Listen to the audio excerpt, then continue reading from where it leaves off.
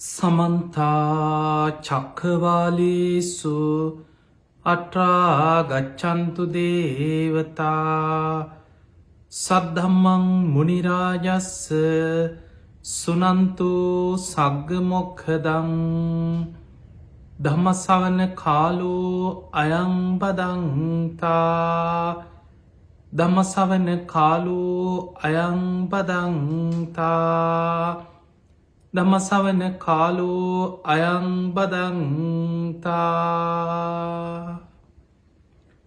නමෝ තස්ස භගවතු වරහතෝ සම්මා සම්බුද්දස්ස. නමෝ තස්ස භගවතු වරහතෝ සම්මා සම්බුද්දස්ස. නමෝ තස්ස භගවතු වරහතෝ සම්මා සම්බුද්දස්ස. හැම දිනාටම තෙරුවන් සරණ ප්‍රාර්ථනා කරමින් අදත් ඔබ හැම දෙනෙක්ම ඔබේ ජීවිතයට ඉතාම වැදගත් සතර සතිපට්ඨානයේ ධම්මානුපස්සනාව ඇසුරෙන් අපි සිදු කරන මේ ධර්ම දේශනා අතර අදත් චතුරාර්ය සත්‍ය ගැන මේ ධම්මානුපස්සනාවේ අවසාන කොටස විස්තර කරමින් සිදු කරන ධර්මානුශාසනාව සමගයි ඔබ එකතු වෙලා ඉන්නේ.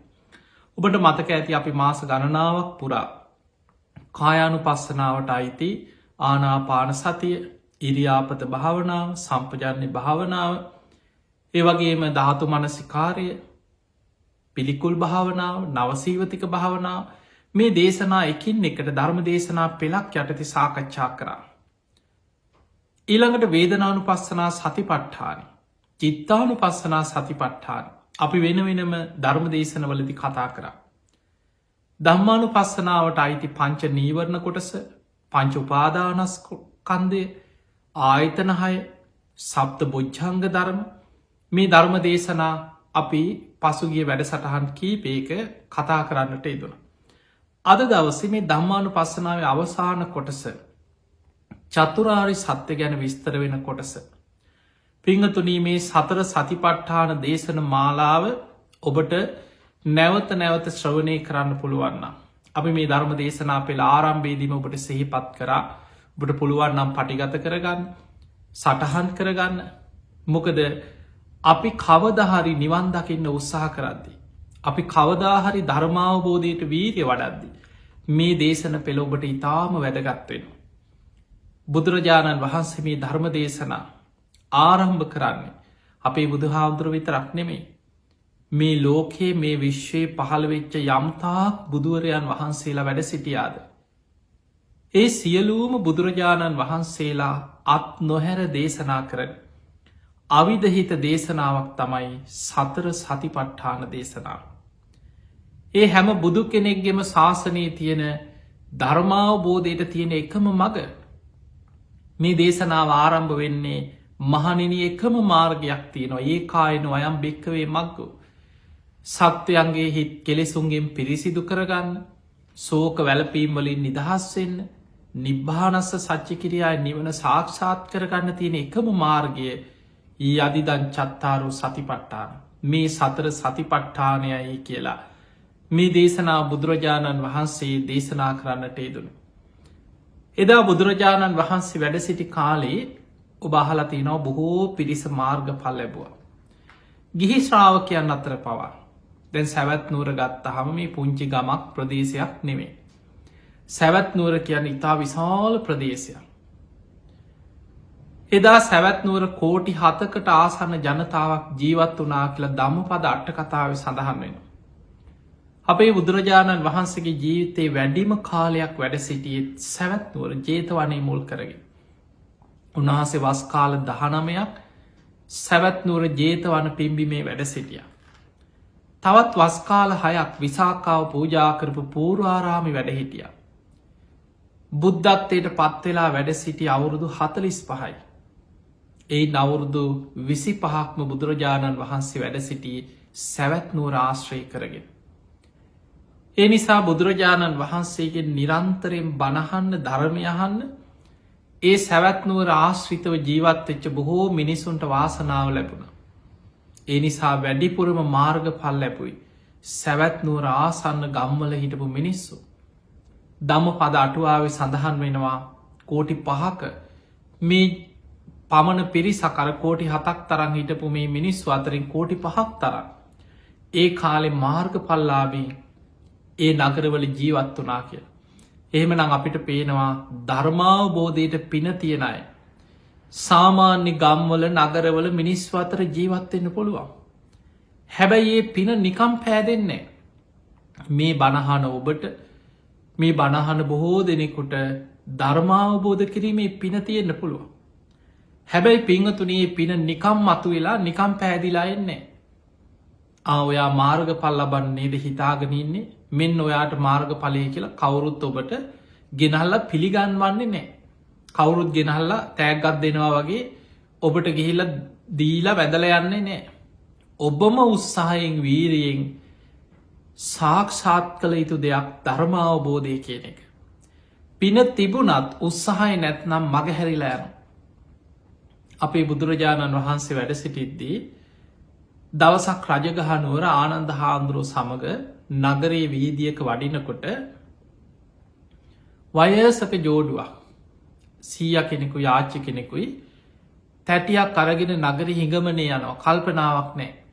ඔහේ පාරය ඇවිද ඇවිද අනුන්ගෙන් යමක් ඉල්ලගෙන වැරහැලි ඇඳගෙන පාර යනවා.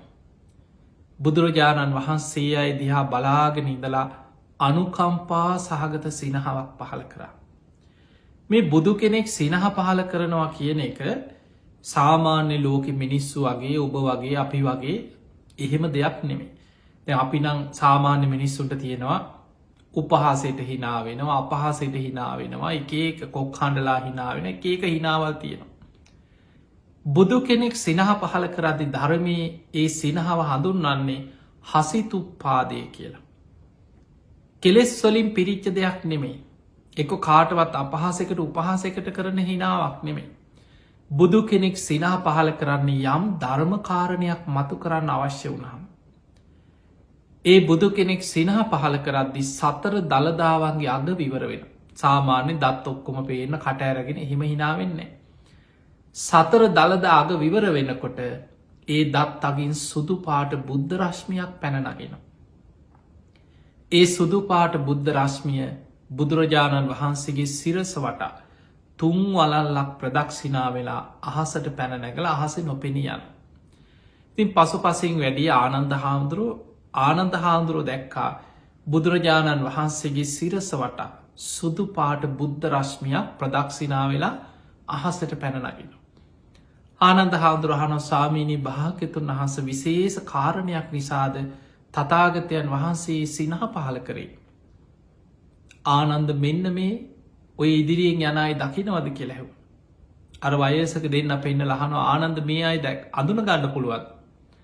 ආනන්ද හාමුදුරුවෝ බලාගෙන කල්පනා කරගෙන ඉන්නකොට මතක් වුණා අනේ ස්වාමීණී භාග්‍යතුන් වහන්සේ අපි මීට බොහෝ කාලයකට පෙර එන බුදුරජාණන් වහන්සේ බුදු වෙලා වැඩ සිටිය මුල් කාලවල ඒ නගරයට වඩිනකොට එදා මේ නගර හිටපු ධනවත්ම සිටුවරයයි සිටු දියණියයි නේද කියෝ. දැන් බලන්න ජීවිතවලට වෙනදේ. බුදුරජාණන් වහන්සේ වදාළ ආනන්ද මේ අය තරුණ කාලි ධර්මය දියුණු කරන්න ධර්මය අවබෝධ කරන්න උත්සාහ ගත්තනන් ඒ කාලේ අනාගාමී ඵලයට පත්වෙන්න පින තිබ්බා. තරුණ කාලි උත්සාහ කරේ නෑ කිය. ආනන්ද මේ අය මැදි වයසේ ධර්මාවබෝධයට උත්සාහයක් ගත්තන අඩුම ගානේ සකදාගාමී ඵලයටවත් පත්වෙන්න ඉඩ තිබුණා. එහෙම උත්සාහ කරෙත් නෑ. වයසට ගිහිල්ල යන්තන් හරි පින පිරිහෙන්න කලින් සිහිනුවන හොඳට තියෙන කාලේ ධර්මාවබෝධය කරන්න උත්සාහ ගත්තන අඩුම ගානි සෝවාන්වත් වෙන්න පින තිබ්බා. ආනන්ද මේ අය ඒ උත්සාහය ගත්තෙත් නෑ. මතක තියාගන්න පින තියෙනකන් තමයි ඔක්කෝම සෙල්ලම්. අර ධනය බලය කීර්තිය සල්ලි ඔක්කොම ව්‍යාපාර සිටු තනතුරු ඔය ඔක්කොම ලැබෙන්නේ ඒ ඔක්කොමත් එක්ක සැපසේ වැජබිලා මිනිස්සු ඉන්නේ තමන්ගේ පෙරපිනේ බලවත්කම තියෙන තාක්කල්. සමහර වෙලාවට ඒ ජීවිතය ලොකු පිනක් නොකරන්න පුළුවන් හැබැයි පෙරපින සසරය කරපු පිනක් බලවත්නං ඒ පිනේ විපාක බලවත්ව තියෙන තාක්කල් හොඳට වැජබිලායින්න. හැබැයි අලුතෙන් පින් කරන්න කුසල් වඩන්න උත්සාහ ගන්න නෑ. අර පෙරපින ගෙවිලා පින අවසන් වෙන දවසක් එනවා. දැම් බලන්න තරුණ කාලේ උත්සාහ කරේ නෑ. මැදි වයසේ ධර්මාවබෝධයට උත්සාහ කරෙත් නෑ. වයසට ගිහිල්ලා ධර්මය අවබෝධ කරන්න සිහිනුවන තියෙන කාලෙ උත්සාහ කරෙත් නෑ. පින ගෙවිලා අවසන් වෙනකොට ධනදහන්නේ වස්තුව දේපල තියල් තිබ්බ සැප සම්පත් ඔක්කෝම පිරිහිලා ගිය. අවසානෙ මහා පාරට හිඟමනට වැටුණ. දැ බලන්න කොච්චර ජීවිතය අසරණ වෙන අර පින ගෙවිල අවසන් වෙනකොට. සමහරුන්ගේ පින ගෙවෙනකොට එක රැයෙන් මහා පාරට වැටෙන්න්න පුළුවන් කෙනෙ. සමහට රජකං කරන කෙන එක රැයිම් මහා පාරට ඇදගෙන වැටෙන්න්න පුළුවන්. ඔබ බලන්න බුදු හාමුදුරයි කාලි කොසොල් රජ්ජුරුව ගැන අහල ඇතිනේ. සොලොස් මහා ජනපද අතර ප්‍රබලම රාජ්‍ය පාලකය. හැබැයි මැරුණේ කාත් කවුරුත් නැතු අම්බලමක. ඒ නිසා පෙර පින ගෙවිල අවසන් වෙන වෙලාව කවදක් ඔත්තන කොයි වෙලේ අපිට හිතාගන්න බෑ. අපිට මේ දේශනාවෙන් පේනවා ධර්මාවබෝධයට පින තිබ්බය පවා උත්සාහ නොකිරීම නිසා පිරිහිලා ගිය. සතරාපායට වැටුණා දුගතිය වැටුණ. එනිසා පිංහතුනේ අප්‍රමාදී වෙන්න වීරිය වඩන්. ඒ නිසයි බුදුරජාණන් වහන්සේගේ දේශන අතර උන්වහන්සේ නිරන්තරයෙන් පෙන්නන කාරණයක් තමයි මහනෙන අප්‍රමාදී වෙන්න වීරිය වඩන්. ධර්මාවබෝධයට උපකාරවෙන අංග අතර අප්‍රමාදී භාවේ තරන් දෙයක් බුදු ඇසින්වත් දකිින් නෑ කියල බුදුරජාණන් වහන්සේ පෙන්න්නනවා. දැන් මේ සතර සතිපට්ඨානය මුළු කායානු පස්සනා වේදනානු පස්සනා චිත්තානු පස්සනා දම්මානු පස්සනා කියන මුළු සතිපට්ඨානයම වැඩෙන්නේ ආතාපි සම්පජානෝ සතිමා. ආතාපි ගැන කෙලෙස් තවන වීරිය. සම්පජාන යන හොඳ නුවනක් පවත්වන්නට ඕන. ඒ සතිපට්ඨාන ධර්මයන් නුවනින් විමසමින් තමා තුළින් ගලපා බලමින් හොඳ නුවනක් පවත්වන්නට ඕන.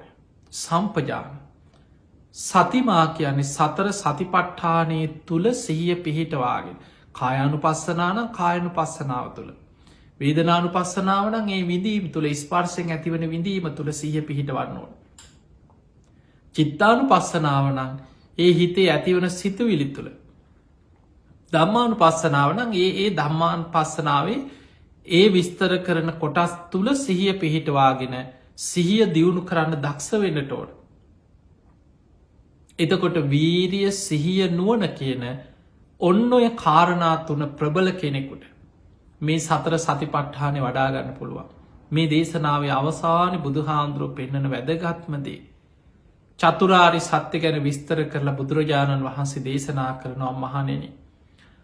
කෙලෙස් තවන වීරිය නුවන සිහිය තියෙන වීරියවන්ත කෙනෙකුට උපරිම අවුරුදු 7ක් ඇති. එයා මේ ජීවිතයම එක්ක උතුම් අරහත්තයට පත්වෙනවා. එහෙම නැත්නං අනාගාමී තත්වයට පත්වෙලා මරණින් මත්තේ සුද්ධවාස බඹලව ඉපදිලා එහි පිරිනිවන් පාන.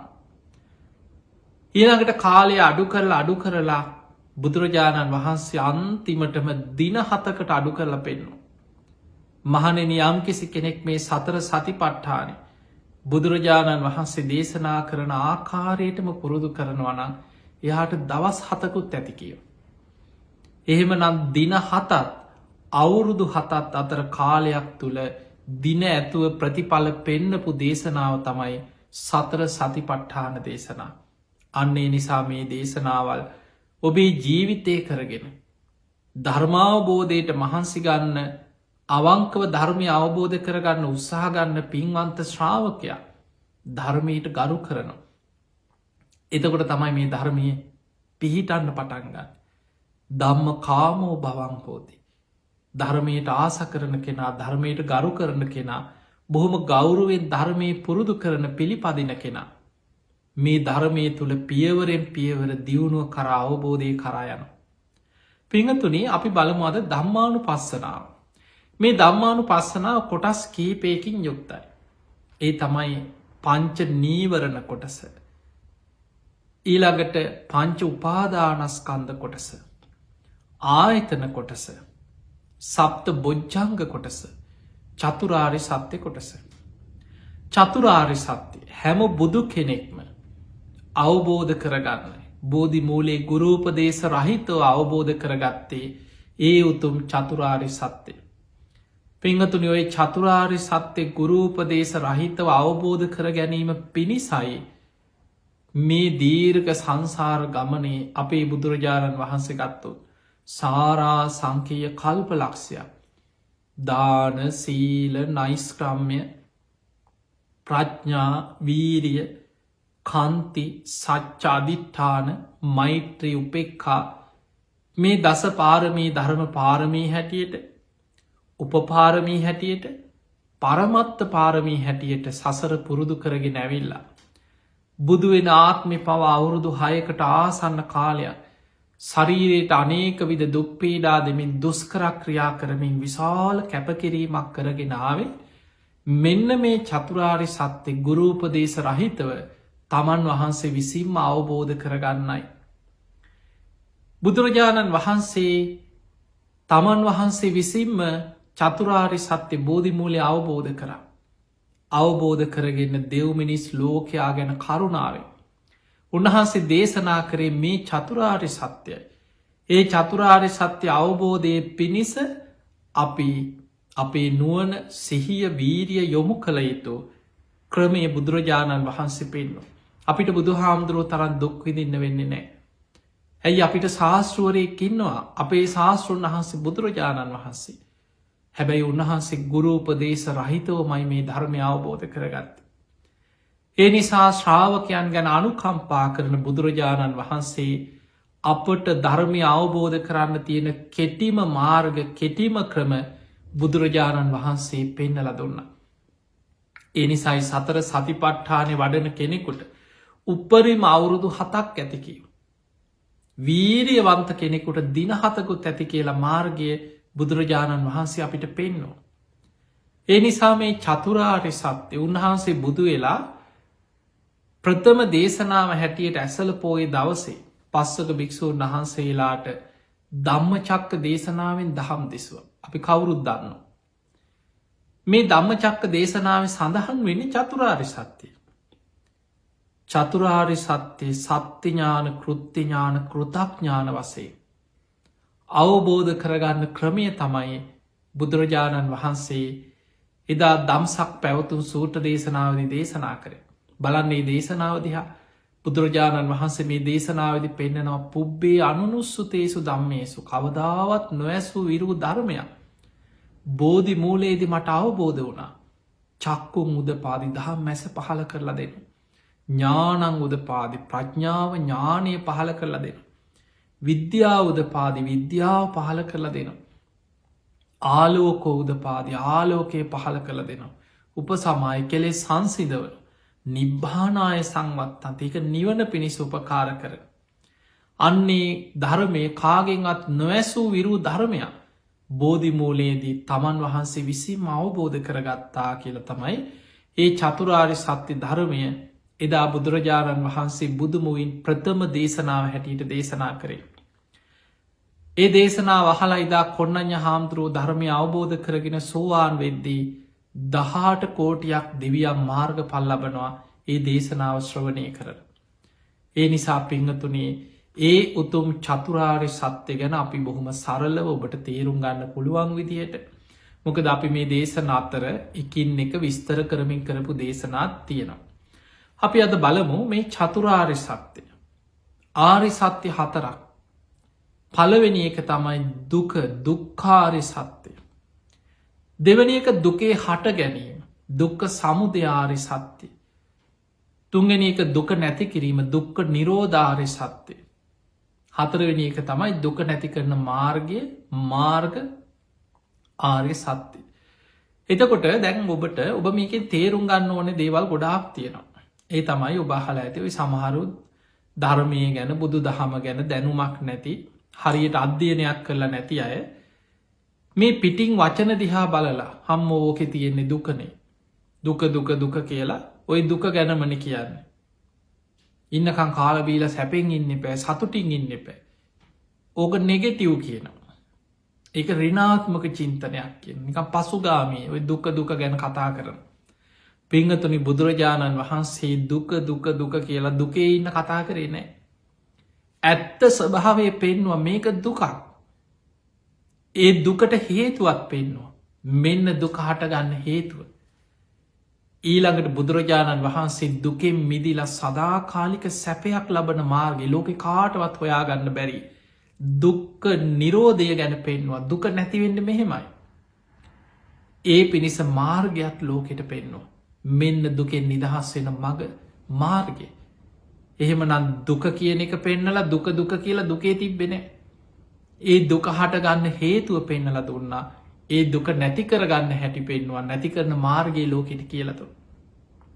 අන්නේ නිසා මේ ලෝකයේ දුකෙන් මිදිලා තමන් වහන්සේ විසින්ම දුකෙන් නිදහස් වෙලා ලෝකයාට දුකෙන් නිදහස් වෙන මාර්ගය කියලදීපු ශාස්තෘන් වහන්සේ තමයි ඔබත් මම සරණගිය අපේ බුදුරජාණන් වහන්සේ. අපි එකින් එක තේරුම් ගමු. දැම් මේ කියපු දේවල් ඇත්තද බොරුද කියලා ඔබටම ගලපල බලන්න පුළුවන්. බුදුරජාණන් වහන්සේ මේ බොරු දෙයක්ද කිව්වේ. නැත්නං ඇත්තටම අපි තුළ තියෙන අපි මුලාවෙච්ච දෙයක්ද. මේ කියලා තියෙන. ඔන්න බුදුරජාණන් වහන්සේ දුක්කාරි සත්‍ය විස්තර කරනු. මහනෙන ජාතිපි දුක්කම්. ඉපදීම දුකක්. දැම් බලන්නක ඔබදිහා. ඉපදීම දුකක්ද සැපක්ද. දැන් එක පාට ඔබට කිය අම්මෝ මේක මහා සැපයක් නේ. මේ තරන් සැපයක් තියෙනවල. මේ ඉපදිච්ච නිසාන අපි හොඳට කාලබීල සතුටෙන් ඉන්නේ. දැන් ඔබට ඔහොම හිතෙන්ට පුළුව. ඒ දැන් ඔබ ඉපදිලා ටික කාලයක්. හැබැයි ඔබ බලන්න උපදින හැටි ඔබට දැන් මතක නැති වුණාට දරුවෙක් උපදින හැටි සිහිකර මව් කුසක් ඇතුළේ. හර වතුර බෝලයක් වගේ මවකුස ඇතුළේ හිරවෙලා උන්ඩි වෙලා ඉන්න මේ අතපයිදි කෑරගෙන් නිදහස සතුටෙන් සැපේ ඉන්න අනෙමේ උන්ඩි වෙලා මවකුසක් ඇතුළේ හිරවෙලා ඉන්නකොට පොඩි කාලයක් නෙමේ මාස 9ක්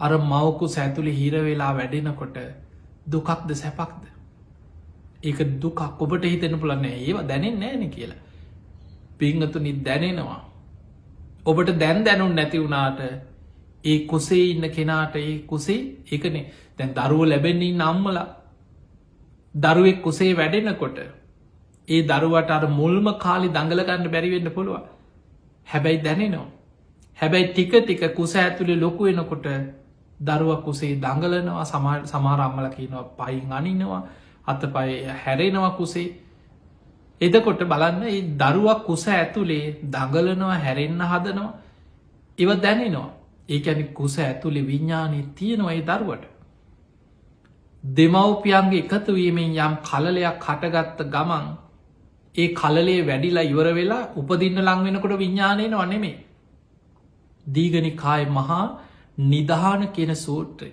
බුදුරජාණන් වහන්සේ පෙන්නවා කලලයක් හැටියට දෙමව්පියන්ගේ එකතුවීමෙන් ඒ කලලේ හැදෙනකොටම විඤ්ඥානයක් ඒකට බැසගත්තේ නැත්නං නාමරූප වැඩීමක් වෙන්නෑ කියන. එනම් මතකතියාගන්න නාමරූප වැඩෙන්නේ විඤ්ඥානයක් බැසගත්තොත් විතරයි. ඒ කලලේ එකතු වෙලා හැදෙනකොටම විඤ්ඥානය බැසගන්නවා ඒ තුළ.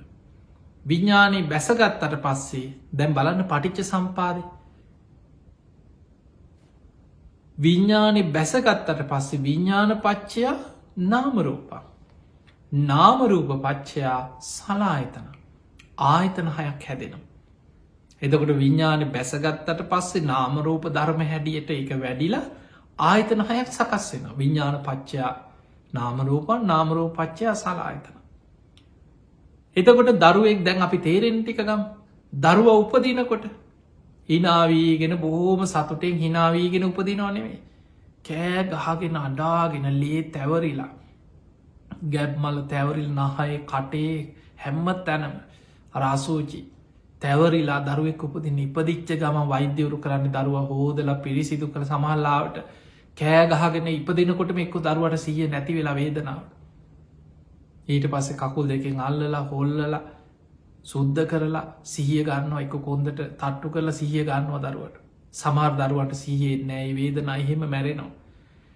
ඒ නිසා මතක තියාගන්න ඉපදීම දුකක්. ඉපදිච්ච ගමන් නිකං අර තුවාලයක උඩින් ආපු ලූුණු සිවියක් වගේ. අලුත් හම සීතලට රස්නයට වඩාගන්න ගියත් මුළු ඇඟම දනව පිච්චෙනවාල් ඒකයි පොඩි දරුව කෑ ගහනවා අඩනවා කියන්නද කට ඇරලා. මගේ මෙහිරි දෙනවා මාව මේ පැත්තට හරවන්න මාව උත්සගන්න මා වඩාගන්න මාවින් කියන්නද කියන්න පුළුවන්කමක් නෑ.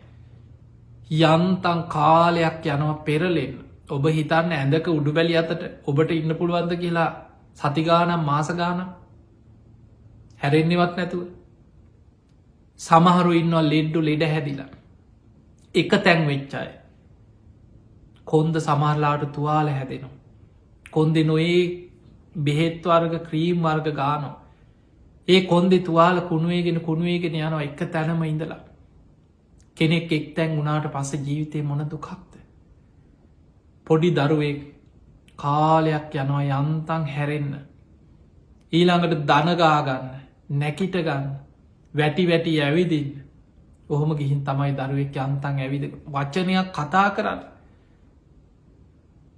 කාලයක් යනවා තමන්ට යමක් තේරුම් අරගෙන එක කියන්න කෙනෙකුට ඒ නිසා ඉපදීම දුකක් දැන් ඔබ ඔහොම හිතනකොට තේරෙන ඇත්තනෙන්න ඉපදීම දුකක් නිකේ හැබැයි අපේ අවිද්‍යාව භයානක්කම ඉපදීම දුකක් කියල තේරෙන් නැති නිසා අපි ආයමත් ඉපදීපදියන්න ආසා කරන ඇලුම් කරන අනේ මං ආයත් මැරිලා මෙහෙ එහෙම කියන ඉන්න කොච්චර ආස කරනවාද ආයමත් ඒ පවුලෙ උපදින්න ඕන එක්කො රජ පවුලක සිටු රජෙක් වෙලා රජ පවුල ඉපදුනා සිටු පවුල ඉපදුන උපදින්න ඔය විදිහටම තමයි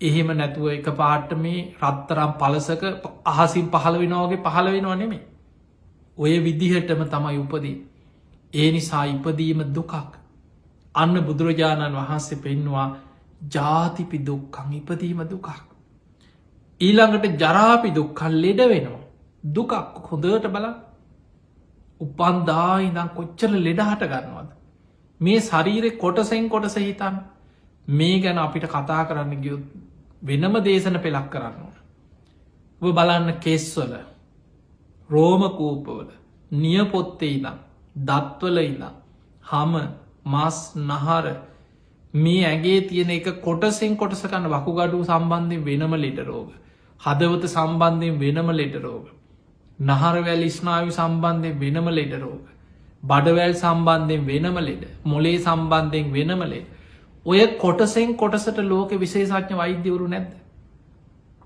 ඒ නිසා එක වෛද්‍යවරයකුටවත් තමන්ගේ ජීවිත කාලය තුළ මේ මුළු ශරීරයේ තියෙන ලෙඩරෝග ටික හොයාගෙන අවසන් කරගන්න බෑ ඒ නිසා කොටසෙන් කොටසට විශේෂඥ වෛද්‍යවරු අද ඉන්නවා ඒ සම්බන්ධයෙන් යම් යම් දැනුමක් ඇති කරගත් නමුත් මොන තරං දැනුමක් තිබුණත් ලෝකයාටම හොයාගන්න බැරි ලෙඩ නැද්ද දැන් අද බලන්න මේ වසංගතය ලෝකේම පැතිරීගෙන යන වසංගතය මේ වෙනකොට මොන තරම් වේගෙන් මේ වසංගතය දවස ගානේ ලෝකෙ පැතිරෙනවාද කොච්චර විද්‍යාඥයෝ පරීක්ෂකයෝ මහන්සි ගන්නවද බේතක් හොයාගන්න තාම පුළුවන් වුණා අපිට හිතාගන්නවත් බැරි තරම් වේගෙන් නොපෙනෙන වසංගතයක් ලෝකෙ පුරාවේගෙන් පැතිරීගෙන යන ඒ නිසා අපි කාටත් තියෙන ලෙඩ වෙන ශරීරයක් ලෙඩවීම දුකක් ඊළඟට වයසට යන හැමදාම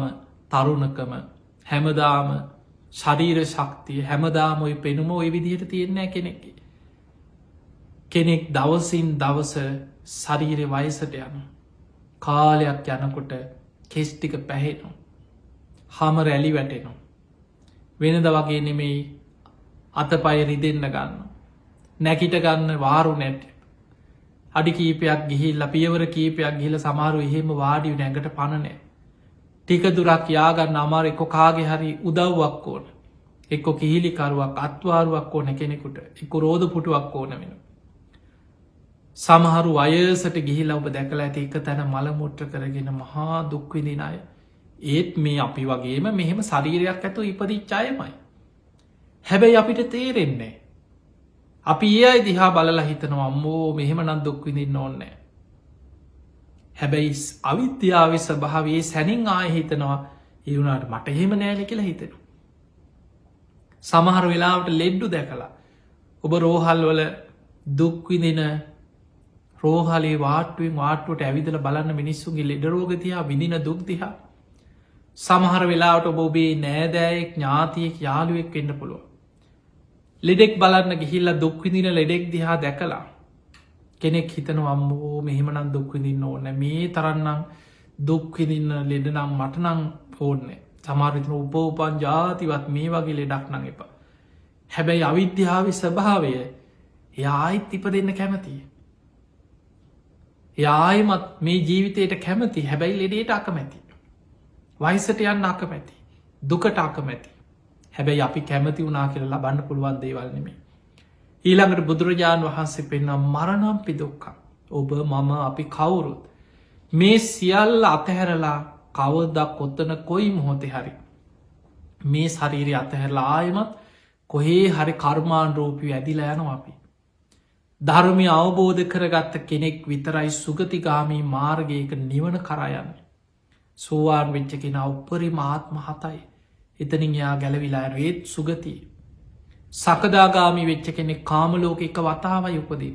එතනින්ම සසර ගමන අවසන් කරගන්න. අනාගාමි වෙච්ච කෙනෙ සුද්ධවාස බඹලව ඉපදිලා එහෙම පිරිනිවන් පාලා සංසාර ගමන අවසන් වෙන. රහතන් වහන්සේලා මේ ජීවිතේම මේ කය අතහරින්නකොටම පහන් සිලක් නිවිලායනවා වගේ එතනම සංසාර ගමන අවසන් කරන. එතනින් මෙහා පෘතජ්ජන ජීවිතයක් ගත කරන හැමෝම සතරාපාය මහගෙදර කරගෙන මහ භයානක සංසාර ගමනක ඉපදීපද යන. බුදුරජාණන් වහන්සේ පෙන්වා මේක දුකක් ඉපදීම දුකක් ලෙඩවීම දුකක් වයිසටයාම දුකක් මරණය දුකක් ප්‍රියයන්ගෙන් වෙන්වීම දුකක්. ඔබට ඕන තරම් උදාහරණ තේරුම් ගන්න පුළුව.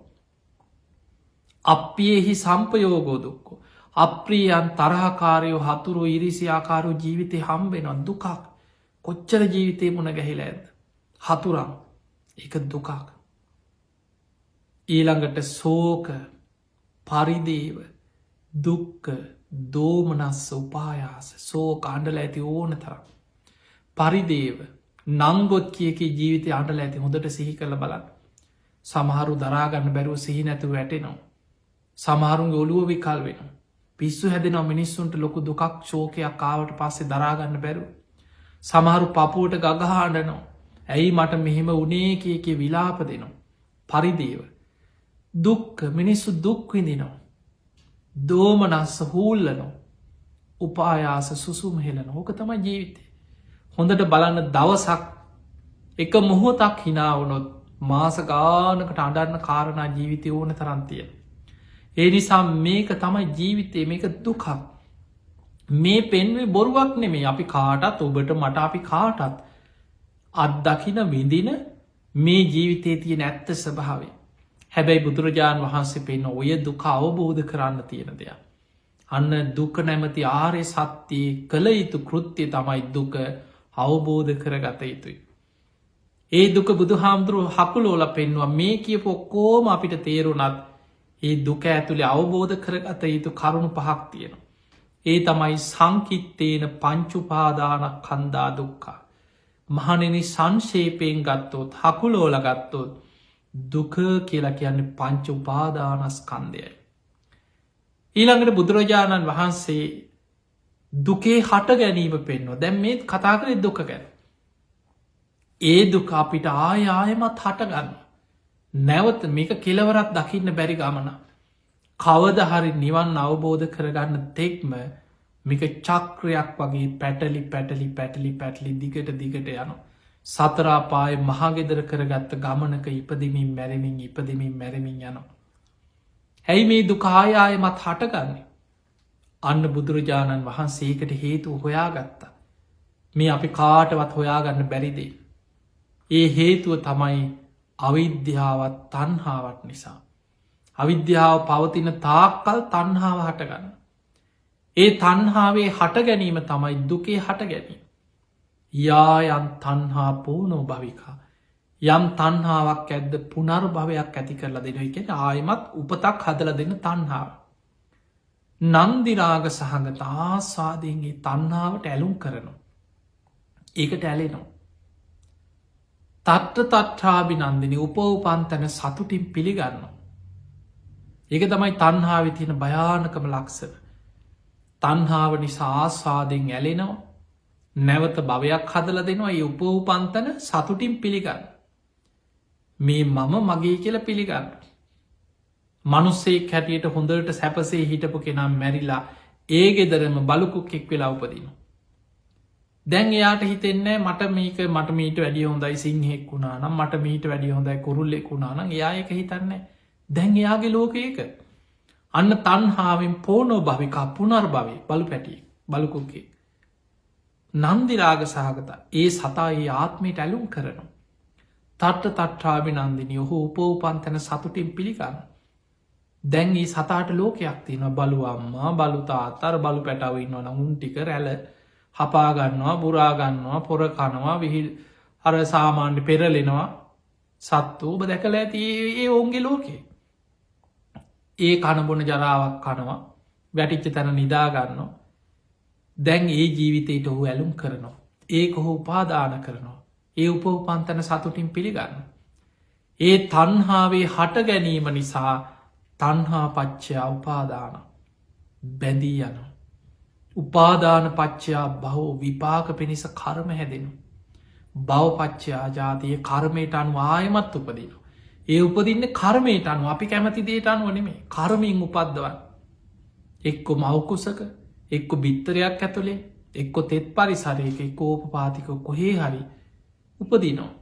ඉපදුනානං උපෝපන්තැන ආයමත් ලැබෙන්නේ අර කියපු දුකමයි. ජරා මරණ සෝක පරිදීව දුක්ක දෝමනස් වේටිකොක්කෝ මාය හම්බෙන. ඒ තමයි දුකේ හට ගැනීම දුක්ක සමුදයාරි සත්‍යය. ඊළඟට බුදුරජාණන් වහන්සේ දැන් ඔන්න දුක ගැන පෙන්නවා දුක හටගන්න මෙහෙමයි කියල පෙන් දුකේ හට ගැනීම තන්හාාවේ හට ගැනීම. ඒ තන්හාාවේ හට ගැනීමත් එක්කම තමයි පටිච්ච සම්පාදය හැදන්නේ ඒ තමයි දුක්ක සමුදයාරය සත්‍යය. ඊළඟට බුදුහාන්දුරුව දුක නැති කරන්න මෙහෙමයි මෙන්න මෙහෙම දුක නැති වෙනවා කියලා නැතිවීම පෙන්නවා. ඒ තමයි දුක්ක නිරෝධය දුක නැතිවීම තමයි නිවන. දැන් කවරු හරි ඔබෙන් අහනවා මොකක්ද නිවන් දකිනවා කියන්න මොකක්ද නිවන කියන්න. බොහෝ දෙනෙක් සමහරුන්ට ඕක කියාගන්න පැතේරෙන්නේ. නිවන කියලා බුදුහාන්දුරුව පෙන්වේ තන්හක්කයෝ තන්හාාව ශේවීමයි නිවන කියල බුදුහාන්දුරුව පෙන් රාධ කියන සාමීන් වහන්සේට දවසක් බුදුරජාණන් වහන්සේ වදාළ තන්හක්කයෝ රාධ නිප්පාන. රාධ නිවන කියලා කියන්නේ තන්හාාව ශේවීමයි. තන්හාාව නැති කිරීම. දැම් බලන්න අපි කතා කරා දුකේ හට ගැනීම කියන්නේ තන්හාාවේ හට ගැනීම. එහෙමනම් දුකේ නැතිවීම කියන්නේ ඒ තන්හාාව නැතිවීම. ඒ හටගත්තදේ නැති කරන්න පුළුවන්නම් එතනින්ම දුක නැති වෙලා යන. හැබැයි තන්හාාව හටගන්නේ අවිද්‍යාව පවතින තාක් තන්හාාව හටගන්න. එහෙමනන් නැති කරන්න තියෙන්නේ අවිද්‍යාව. ඒ අවිද්‍යාව නැතිවීමෙන්ම අවිද්‍යාව නිසා ඇතිවෙන තන්හාාව නැතිවෙන. අන්න තන්හාාව නැතිවීම නිවන බුදුහාන්දුරු පෙන්නවා යෝ තස්සායේව තන්හා යම් තන්හාාවක් ඇද්ද අසේස විරාග නිරෝධ ඒ තන්හාාව ඉතුරු නැතුවම නිරුද්ධ කරන්න. චාගෝ දුරු කරනු පටිනිස්සක්ගු බැහැර කරනු මුත්ති අතහැල්ලදානු අනාලු ඒ ගැන තියෙන ඇල්ම දුරු කරනු. ඒ ගැන තන්හාාව ඒ තන්හාාව බැහැර කරනවා දුරු කරනවා යම් හටගත්ත තන්හාාව. යම් ඉපදිච්ච තන්හාාවක් ඇද්ද ඒ සියලු තන්හාාව නිරුද්ධ කරන බැහැර කරනවා දුරු කරනවා. ඒ තන්හාාව ගැනතින ඇල්ම අතහරින. අන්න ඒකමයි නිවන. තන්හා නිරෝධා උපාදාන නිරෝ තන්හාාව නිරුද්ධ වනාට පස්සේ උපාදාන නිරුද්ධ වෙන. බැඳයාම නිරුද්ධ තන්හාාවක් නැත්නම් බැඳියන්න. උපාදාන නිරෝධා පහ නිරෝධෝ. බැඳයාමක් නැත්නම් විපාක පිණිස කරම හැදෙන්නේ භවය නිරුද්ධයි. කරම හැදෙන් නැත්නම් විපාක පිණිස උපදින්නේ. ඇයි කර්මයක් තිබුණත් කොහයාරි උපතකට ඇතිලෑන් කර්ම හැදීම නිරුද්ධ නං බව නිරෝධා ජාති නිරෝධෝ ඉපදීම නිරුද්ධයි. ඒ ගැන මවකුසකින්වත් බිත්තරයක් ඇතුළෙන්වත් එත් පරිසරය ඕප පාතිකවත් කොහෙන්වත් උපදින්නේ. ඇයි උපදින්න හේතුවෙන කර්ම නිරුද්ධ වෙලා. එනිසා භව නිරෝධා ජාති නිරෝධ. ඉපදීම නැත්නං ජාති නිරෝධා ජරා මරණ සෝක පරිදේව දුක්ක දෝමනස් උපායාසා නිරුච්චන්ති. ඉපදෙන් නැත්නං ලෙඩවෙන්න කෙනෙක් නෑ වයිසට යන්න ජරාවට පත්වෙන්න සෝක කරන්න දුක්විනින්න කෙනෙක් නෑ ඒ දුක නැති වෙලා නිරුද්ධ වෙලා යන. අන්න දුක නැතිවීම නිවන. ඒ නිවන මේ ජීවිතයේ සාක්ෂාත් කරන්න පුළුවන් දෙයක්. මේක මැරිල ලබන එකක් නෙමේ. තමන් ජීවත් වෙලා ඉන්න ඇද්දී ඒ දුක හටගන්න හේතුව තන්හාාව ප්‍රහාණය කිරීමෙන් තමන්ට නිවන මේ ජීවිතය අත්දකින්න පුළුවන්දය. අන්න දුක නැතිවීම නිවන. ඒ පිණිස බුදුරජාණන් වහන්සේ පෙන්වා මාර්ගයක් දුක්ක නිරෝධගාමිනී පටිපදා. දුක නැති කරන ප්‍රතිපදාව දුක නැති කරන මාර්ගය ඒ තමයි ආර්ය අෂ්ඨාංගික මාර්ගය. අන්න බුදුරජාණන් වහන්සේ පෙන්නපු මග සම්මාදිට්ටි සම්මා සංකප්ප සම්මාවාචා සම්මා කම්මන්ත සම්මාජීව සම්මාවායාම සම්මා සතිී සම්මා සමාධි කියන මේ අංග අටකින් යොක්ත මාර්ගය මෙන්න මග දුකෙන් මිදිලා ගැලවිලා යන මාර්ගය. මේ මාර්ගය හොයා ගත්තේ කාගෙන්වත් අහල නෙමේ. පුබ්බේ අනුනුස්සතේසු දම්මේසු කවදාවත් නොඇසූ විරූ ධර්මයක්. බෝධි මූලේදී උන්වහන්සේට අවබෝධ වනේ චක්කු මුදපාදි ඥානං උදපාදි පඤ්ඥා උදපාදි විද්‍යා උදපාදි ආලෝක උදපාදි දහම් මැස පහල කරලා දෙනවා. අවබෝධි ලබල දෙනවා ප්‍රඥාව පහල කරලා දෙනවා උප සමයි කෙලෙස් සංසිදවනු. නිබ්භානාය සංවත්තන්ති නිවන පිණිස උපකාර කරනවා. ඒ මාර්ගය උන්වහන්සේ හොයාගත්ත. බුදුරජාණන් වහන්ස බුද්ධත්වයට පත්වෙල අවුරුදු 45ක් පුරාවටම ලෝකෙ දේශනා කරේ ඔය දුකෙන් නිදහස් වෙන මාර්ගය දුකෙන් මිදිලා නිවන කරායන මාර්ගය ගැනයි පෙන්න ලද. එහෙමනම් ඔන්න ඔය චතුරාරි සත්‍යය ඔබට නිරවුල්ල පැහැදිලිව ඔබේ ජීවිතය තුළින් ඔබට තේරුම් ගන්න පුළුවන්නම් ඔබ ධර්මය ඉගෙන ගන්නවා කියලා කියන්නේ. ඔන්න ඔය ස්වභාවය මේ ජීවිතය යථා ස්වභාවි තේරුම් ගත්තා කියනෙ. ඒ නිසා බුදුරජාණන් වහන්සේක දේශන අතර උන්වහන්සේ හැම වෙලාම පෙන්නුවේ මහනෙන මේ සසර දුකක් මේ දුක අවබෝධ කළ යුතු දෙයක්. දුකේ නැතිවීම තන්හාාව කියන්නේ ප්‍රහාණය කළ යුතු දෙයක්. දුක නැතිවීම නිවන කියන්නේ සාක්ෂාත් කළ යුතු දෙයක්. මාර්ගය කියන්නේ සීල සමාධි ප්‍රඥා වසයෙන් වැඩිය යුතු වෙන වෙනම කෘත්‍ය හතරක් තියෙන. දුක අවබෝධ කළ ගත යුතුයි. දුකේ හට ගැනීම තන්හාාව ප්‍රහාණය කර ගත යුතුයි. දුක නැතිවීම නම් වූ නිවන සාක්ෂාත් කර ගත යුතුයි. ඒ මාර්ගය සීල සමාධි ප්‍රඥා වසයෙන් වැඩිය යුතුයි.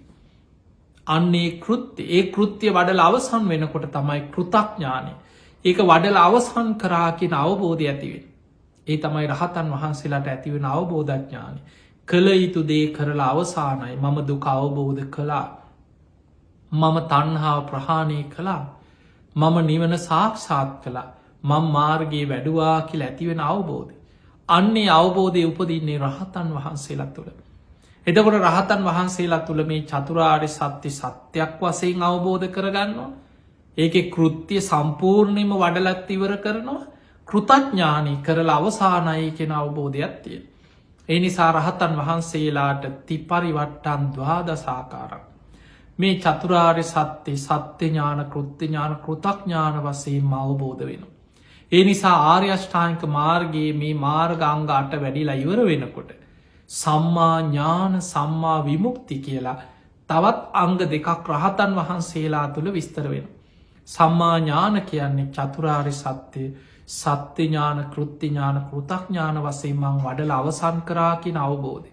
සම්මා විමුක්ති කියන්නේ මම කෙලෙසුන්ගේ මිදිලා සසර ගමනින් මිදුනාකින් අවබෝධඥානය තමන්ට ඇතිවෙන. ඒ නිසා තමයි රහතන් වහන්සේලගෙන පෙන්නන්නේ දසාන්ගේහි සමන්නාගතු අරහාති උච්චති. රහතන් වහන්සේලා තුළ අංග 10ක් තියෙන. සම්මාධිට්්‍යය පරිපූර්ණයි සත්‍යඥාන කෘත්‍යඥාන කෘතඥාන වසේ සම්මා සංකප්ප, සම්මා වාචා, සම්මා කම්මන්ත, සම්මා ආජීව, සම්මා වායාම, සම්මා සති, සම්මා සමාධි, සම්මා ඥාන, සම්මා විමුක්ති කියන මේ අංග 10න් යුක්තයි ඒ උතුම් මහරහතන් වහන්සේලා. ඒ පිණිස තමයි බුදුරජාණන් වහන්සේ සතර සතිපට්ඨානය පුරාම පියවරෙන් පියවර අපිට පැහැදිලිව පෙන්නලා දුන්නේ. හැබැයි මේ මාර්ගය වඩන්න තියෙන ක්‍රමානුකූලව.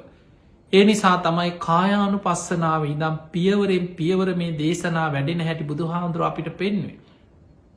පින්වතුනි, සතර සතිපට්ඨානෙ ඔබට ඕන තරම් සතිපට්ඨාන ගැන ලියවෙච්ච පොත්පත්, කොටසෙන් කොටස විස්තර කරලා ලියවෙච්ච පොත්පත් හොයාගන්න පුළුවන්. සතර සතිපට්ඨාන ගැනම ලියවෙච්ච ධර්ම ග්‍රන්ථ පොත්පත් ඔබ ජීවිතය හොයාගෙන කියවන්න.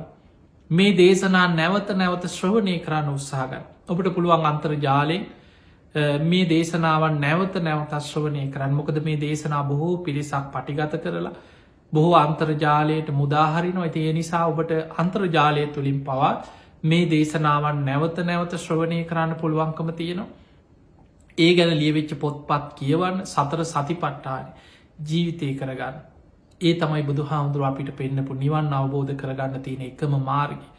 මේ දේශනාව අවසානයේ බුදුරජාණන් වහන්සේ ඔය විදිහට චතුරාර්ය සත්‍යයත් විස්තර කළ අවසන් වෙලා බුදුරජාණන් වහන්සේ වදාළ මහණෙනි, මේ සතර සතිපට්ඨාන කායානුපස්සනා, චිත්තානුපස්සනා, වේදනානුපස්සනා, ධම්මානුපස්සනා කියන මේ සතර සතිපට්ඨානයේම කෙනෙක් ආතාපි කෙලෙස් තවන වීරියෙන්, සම්පජාන හොඳ නුවණකින්, වීරියෙන්, සතිමා හොඳ සිහියකින් මේ සතර සතිපට්ඨානෙ පුරුදු කරනවන්නම් ඒ කෙනාට උපරිම අවුරුදු 7යි.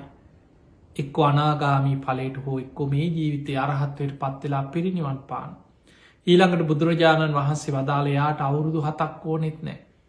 කාලේ අඩු කරලා අවුරුදු වලින් අඩු කර අවුරුදු 6ට, අවුරුදු 5ට, අවුරුදු 4ට, අවුරුදු 3ට, අවුරුද්දට, ඊළඟට මාස ගණනින් අඩු කරලා, සති ගණනින්, දින ගණනින් අඩු කරලා බුදුරජාණන් වහන්සේ දේශනා කරා වීරියවන්ත කෙනෙකුට උපරිම දින 7ක් ඇති කියව.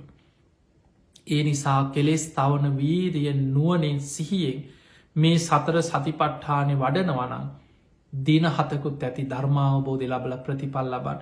ඒ පිණිස ඔබ වීරිය කළ යුතුයි. නිකන් අහලා විතරක් මම බණ ඇහුවා කියලා එතනින් නතර වෙන්න එපා. මේ ධර්මය ඕපනයිකයි. තමා තුළට පමුණවාගෙන තමා තුළින් ගලපලා තමා තුළින් අවබෝධ කරගත යුතු දෙයක්. ඒ පිණිස ඔබ උත්සාහ කරන්න වීරිය වඩන්න. මේ ලැබිච්ච මනුස්ස ජීවිතය දවසින් දවස, මොහොතින් මොහොත, ෂණයෙන් ෂණය අපිට අහිමි වෙවී යනවා. අපි දන්නේ නෑ කවදා කොතන කොයි මොහොතේ හුස්ම ටික යයිද. ඒ නිසා පින්වතුනි, අප්‍රමාදීවෙන්, අප්‍රමාදීව ධර්මාවබෝධයට වීරිය වඩන්න. ඉතින් අපි ඔබ හැම දිනාටම ආශිර්වාද කරනවා මේ ලැබිච්ච මනුස්ස ජීවිතය අවසන් වෙන්න පෙර අප්‍රමාදීව සද්ධාදී ගුණ ධර්ම දියුණු කරගෙන උතුම් වූ ධර්මයම අවබෝධ කරගන්න ඔබ හැම දිනාටම වාසනාව ලැබේවා. හැම දිනාටම මේ සතර සතිපට්ඨානාදී ගුණ ධර්ම තමන්ගේ ජීවිතය තුළ දියුණු කරගෙන බෝධිපාක්ෂික ධර්ම අතර, සත්තිස් බෝධිපාක්ෂික ධර්ම අතර පළවෙනිමදේ සතර සතිපට්ඨානය බුද්ධ ශාසනයේ වටිනාම මාණික්කය හැටියට බුදුහාමුදුරුවෝ පෙන්වුවේ. අන්නේ බුද්ධ ශාසනයේ වටිනාම මාණික්කය තමන්ගේ ජීවිතයට එකතු කරගන්න. ඔබත් මේ ලැබිච්ච ගෞතම බුද්ධ ශාසනය තුළ, මනුස්ස ජීවිතය තුළ අප්‍රමාදීව ධර්මය අවබෝධ කරගන්න මහන්සි ගන්න. ඒ පිණිස ඔබ හැම දෙනාටම තුනුරුවන්ගේ ආශිර්වාදය ලැබේවා කියලා අපි ආශිර්වාද ප්‍රාර්ථනා කරනවා.